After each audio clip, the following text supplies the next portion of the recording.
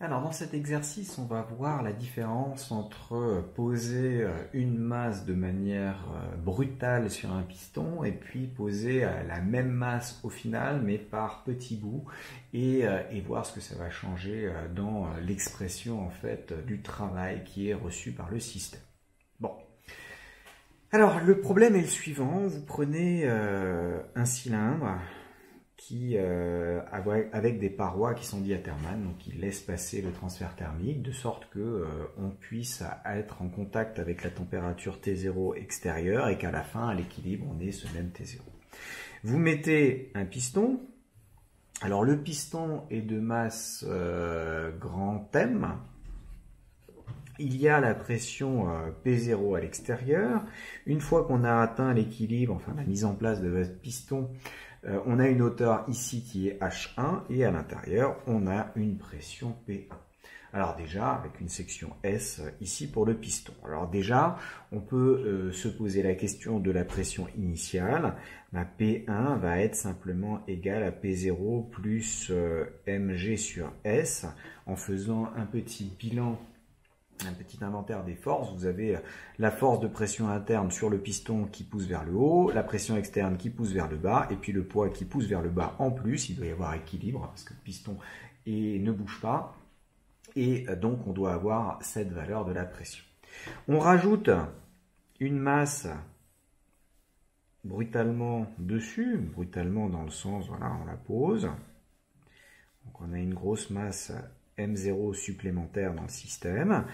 Votre système se stabilise à une altitude H2 par rapport au sol, par rapport au fond du cylindre, toujours en contact avec T0, donc finalement une température qui vaut T0 aussi, et vous allez avoir une pression P2, de nouveau, P2 doit avoir un équilibre, donc P2 doit être égal à P0 plus mg sur S, le truc d'avant, plus on rajoute le M0G sur S, donc en fait c'est P1 plus M0G sur S.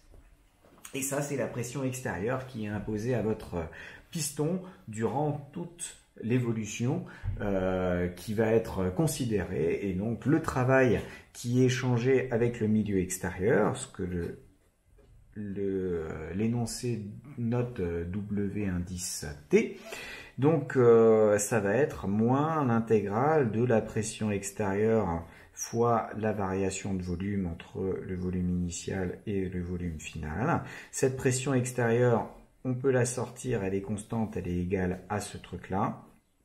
Donc je me retrouve avec du moins P1 plus M0G sur S fois la différence de volume, donc la section fois H2 moins H1. Et c'est un travail qui va être positif. Il est effectivement reçu par le gaz pour l'obliger à se comprimer, tout simplement parce que H2 est plus petit que H1. Et donc, si j'intègre ce moins-là dans la parenthèse, je me retrouve bien avec un truc qui est positif, comme on s'y attendait. Bon, donc ça c'est la première, et vous voyez la première chose, et vous voyez que ça dépend de la pression à laquelle on veut arriver, à laquelle on arrive par ajout de cette masse, et de la différence de hauteur qu'il y a entre les deux positions. Dans la deuxième partie de l'exercice, on vous dit, bon voilà, maintenant on va poser des petites masses, petit m, au fur et à mesure. Et donc la pression va augmenter petit à petit, et à chaque fois je vais attendre qu'il y ait équilibre thermique dans mon système. Il va falloir calculer le travail total qui est échangé jusqu'au nouvel état final.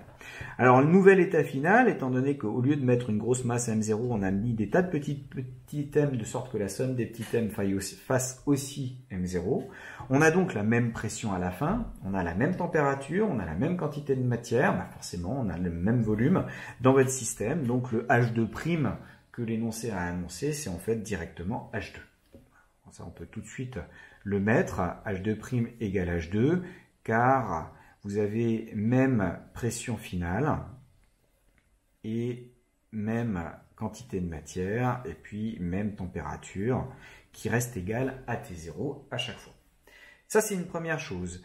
Et pour avoir le travail, ça va être la somme de I égale 1 à N, des travaux qui correspondent à l'ajout de chaque petite masse M, et donc avoir une masse jusqu'à présent qui augmente au fur et à mesure. Alors si je veux avoir la pression à l'étape I, alors le choix des notations P1 et P2 est bien que naturel au départ et pas forcément adapté. Moi ce que je veux c'est que je vais plutôt appeler ça pression initiale et pression finale.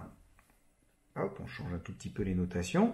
Et j'ai que PI, c'est la pression initiale, plus I fois le mg sur S, c'est-à-dire le surcroît de pression que chaque petite masse va me rajouter. De telle sorte que P petit n, c'est égal à la pression finale, puisque c'est PI plus N fois... Alors, j'ai appelé grand N, on ne va pas confondre avec une quantité de matière. Donc, N fois mg sur S, et N fois petit m, c'est grand M0 par définition dans l'énoncé. Enfin, ça correspond à la masse totale que j'ai rajoutée. Bon, et le WI, bah, c'est à chaque fois le passage d'une pression à une pression supplémentaire. Quand je rajoute un petit truc supplémentaire, vous voyez que ça va... à chaque fois, cette pression supplémentaire va se sommer et je vais obtenir le WI sous la forme moins PI, donc la pression finale après l'étape I, oui c'est ça, fois S, fois l'intervalle de hauteur qu'il va y avoir, donc je vais appeler ça un petit DH, l'intervalle, une différence de hauteur que j'ai à chaque fois lors de mon évolution. Donc en fait, ça va être HI moins 1, où H0, c'est le H initial, ce que l'énoncé a noté H1 ici, et Hn, c'est le H final, ce que l'énoncé a noté H2 à cet endroit-là. Alors, quand on arrive ici, il faut se demander de qu'est-ce qu'on va pouvoir faire. Alors, on pourrait continuer à faire des calculs en utilisant la loi de gaz parfait, exprimer HI et HI-1 en fonction du H0, voir qu'on se retrouve avec une somme et que cette somme, on peut faire, ça ressemble à une somme de Riemann qu'on va pouvoir encadrer par des intégrales. Mais globalement, on va devoir se ramener à une intégrale. Alors moi, ce qui m'intéresse, c'est plutôt de regarder ça. Ça, c'est la section fois une différence de hauteur. La différence de hauteur lors d'un petit déplacement. Et ça, je vais pouvoir dire que c'est la variation de volume de votre système entre deux états d'équilibre qui sont relativement proches et que je peux faire aussi proche que je veux si je prends le petit m le plus petit possible. Comme je vais faire une somme sur ces trucs-là, la somme, le WT', là maintenant, qui s'écrit comme la somme des WI, ça va finir par l'intégrale des moins PI.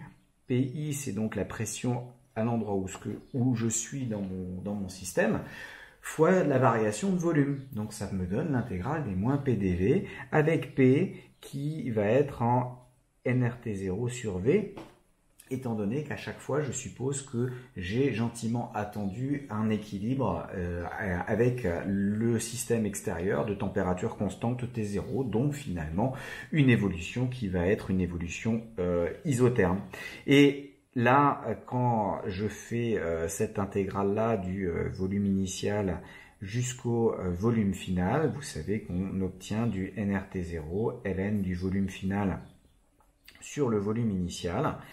Et donc une autre expression qui apparaît relativement naturellement là-dedans. Tiens, j'ai oublié une surface parce que ce système-là était pas homogène. Donc c'est une expression qui va bien être positive malgré le moins qui est ici, parce que le volume final est plus petit que le volume initial. Donc je me retrouve avec du plus n nRT0 ln de H initial sur H final, qui sont les valeurs qui sont là. Si je veux essayer de comparer les deux, le plus simple c'est de se faire un diagramme pression-volume. J'ai la pression qui part d'une pression initiale pour arriver à une pression finale plus élevée. Je trace l'isotherme correspondante. Qu'est-ce que je fais? J'avais mon volume initial ici, j'arrive à mon volume final. Dans le premier système, je reste à ce même volume et la pression va être uniquement la pression finale extérieure imposée, donc ça revient au calcul de toute cette aire-là, alors que dans le deuxième, je me déplace un petit peu, ensuite j'attends l'équilibre, me déplace, j'attends l'équilibre, me déplace, j'attends l'équilibre, bref, je fais une marche d'escalier, et l'air sous la courbe, sous ces marges d'escalier, qui correspond à cette somme-là, va être bien approximée par l'intégrale qui est ici, donc une intégrale qui est plus faible, qui va toujours vers la gauche, mais comme je vais prendre l'opposé, j'aurai bien un truc positif, donc qui va être en valeur absolue, enfin qui va être plus faible. L'air qui est sous la courbe ici est plus faible que l'air qui est sous ce rectangle-là, et donc le travail fourni va être moins important dans le cadre de l'évolution isotherme, tout simplement parce que le transfert thermique, l'échauffement va être